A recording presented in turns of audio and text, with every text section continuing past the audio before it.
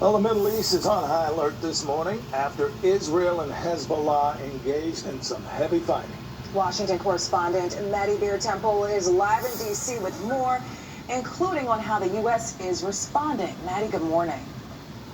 Good morning, Craig and Vanessa. The Pentagon says it's closely monitoring this situation, but the exchange has raised concerns about a wider conflict in the Middle East. Israel launched airstrikes on Hezbollah Sunday, calling it a preemptive move to avoid a larger attack from the Lebanese militant group.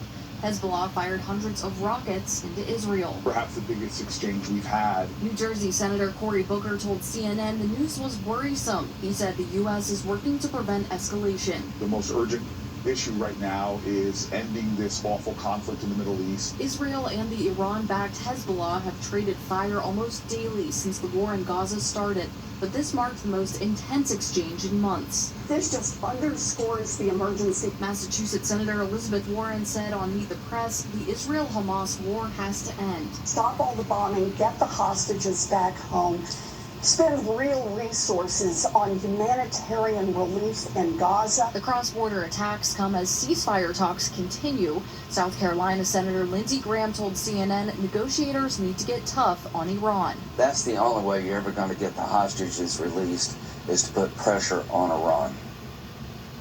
Now, Hezbollah's leader says their attack was in retaliation to Israel's killing of a top commander last month. In Washington, I'm Maddie Beirtempfel.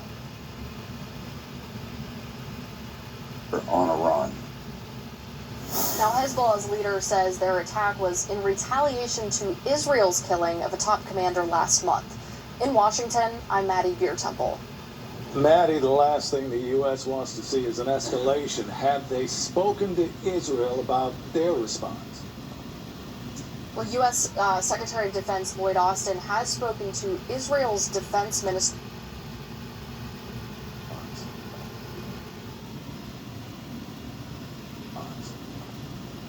Well, U.S. Secretary of Defense Lloyd Austin has spoken to Israel's defense minister about these attacks.